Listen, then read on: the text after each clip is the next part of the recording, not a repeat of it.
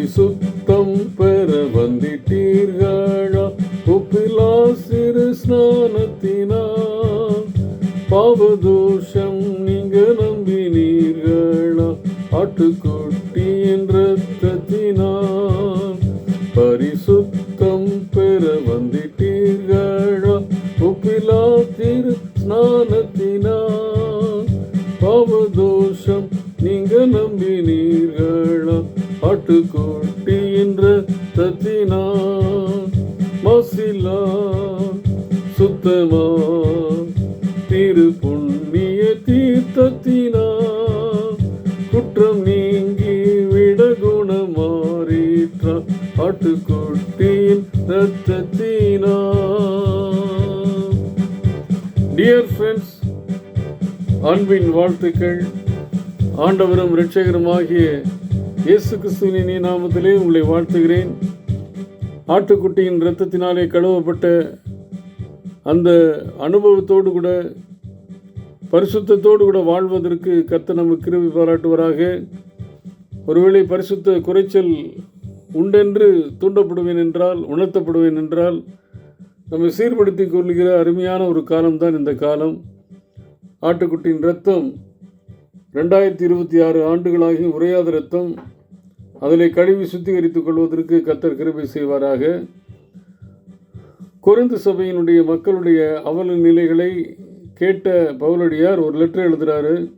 இந்த கொரிந்து சபையின் சீர்திருத்தத்துக்காக அவருடைய வாழ்க்கை ரொம்ப அதிகமான நேரங்களை செலவிட்டிருக்கிறார் என்று சொல்லி பார்க்கணும். 2-3 தடவை அந்த சபையை குறித்து சிந்திக்கும் போதெல்லாம் பயந்திருக்கிறார்.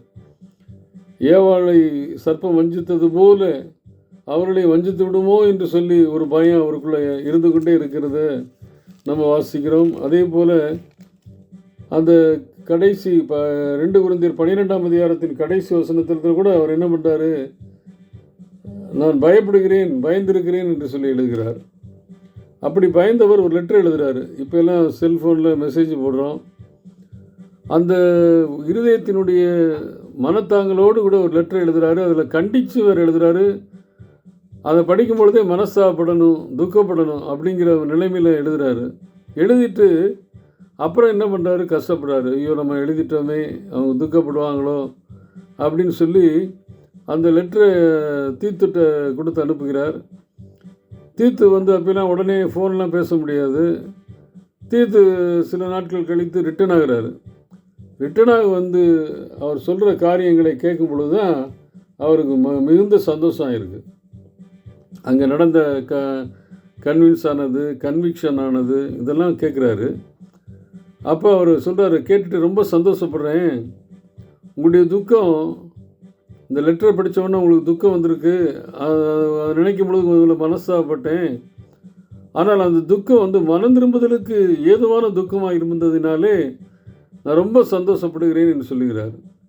இன்றைக்கும் ஆண்டவர் ஆட்டுக்குட்டியானவர் நமக்காக ரத்தத்தை சிந்தினது வீணாக போயிடக்கூடாது.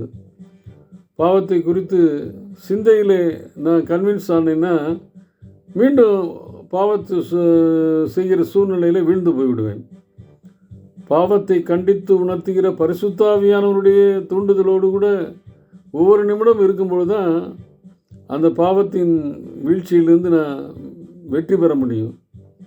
அந்த பரிசுத்தாவியான துணையோடு தான் அதை செய்ய முடியும். என்னுடைய சிந்தையில் நீ பாவம் பண்ணக்கூடாது அப்படின்னு நினச்சி தீர்மானம் எடுத்தேன்னா பல நேரம் நான் எத்தனையோ மெசேஜை கேட்கும்போது சிந்தையில் நான் முடிவெடுக்கிறேன், அப்புறம் திருப்பி வீழ்ந்து போயிடுறேன். இதுதான் இன்றைக்கி கிறிஸ்தவ வாழ்க்கை. ஆனால் அப்படி இல்லாதபடி பரிசுத்தாவியானவர் பாவத்தை கண்டித்து உணர்த்துவதற்கு நான் செவிசாய்த்து அந்த கன்விக்ஷன், பாவத்தை உணரும் பொழுது வருகின்ற மாற்றம் இருக்கே, அது அடியோடு மாற்றம். அது நம்மை பரிசுத்தத்துக்கு நேராக நடத்தும். அப்படி மாற்றப்பட்ட செய்தியை கேட்டவுடனே பவுலடியார் சந்தோஷப்படுகிறார். சந்தோஷப்பட்டு அந்த 2 கொரிந்தியர் 7ஆம் அதிகாரம் 11ஆவது வசனத்தில் பாருங்கள், நீங்கள் தேவனுக்கேற்ற துக்கமடைந்ததினாலே உங்களிடத்தில் ஏற்பட்ட மாற்றங்கள் அது ஆண்டவருக்கு பிரியமாக இருக்கிறது. அது உங்களிடத்தில் எவ்வளோ ஜாக்கிரதையும், உங்கள் குற்றம் தீர எவ்வளோ நியாயம் சொல்லுதலையும், பாவத்தை குறித்த எவ்வளோ வெறுப்பையும், எவ்வளவு பயத்தையும், எவ்வளவு ஆவலையும், எவ்வளவு பக்தி வைராக்கியத்தையும் எவ்வளவு கண்டிப்பை உண்டாக்கிற்று. இந்த காரியத்திலே நீங்கள் எல்லா விதத்திலும் உங்களை சுத்தவான் என்று விளங்க பண்ணினீர்கள். ஆகையால் நான் கடினமாக எழுதியிருந்தாலும் இப்போ தீர்த்து வந்ததுனால சந்தோஷப்படுறேன். உங்களுடைய மனமாற்றத்தை குறித்து, மனம் திரும்புதலை குறித்து, அது கன்விக்ஷனாக இருந்ததுக்காக, பரிசுத்த ஆவியானவருடைய தூண்டுதல் அங்கு உங்களுக்குள்ளே நிகழ்ந்து உங்களுக்குள்ளே ஏற்பட்ட மாற்றத்தை கண்டு நான் மனம் திரும்புதலுக்கு ஏற்ற மாற்றம் என்பதை உணர்ந்து நான் சந்தோஷப்படுகிறேன் என்று சொல்ல பவுலடியாரை போல் இன்றைக்கு நானும் நீங்களும் கூட சந்தோஷப்படுகிற வண்ணமாக நம்மை குறித்து ஆண்டவர் சந்தோஷப்படணும். நம் மூலமாக ஆண்டவர் கிரியை செய்யும் பொழுது அதை பார்த்து ஆண்டவர் சந்தோஷப்படணும். முதலாவது எனக்குள்ளே மாற்றம், அந்த மாற்றம் மற்றவர்களுக்குள்ளே கடந்து செல்ல வேண்டும் என்கிற ஆசையோடு கூட இந்த நாட்களை தொடர்வோம். பரிசுத்தம் வேண்டி ஆண்டவரிடத்தில் கேட்டு அந்த பரிசுத்தரை மற்றவர்களுக்கு அறிமுகம் செய்வோம். கர்த்தர் தாமே நம்முடைய உள்ளங்களிலே தேவ சமாதானத்தை தந்து நம்மை ஆளுவாராக. ஆமேன்.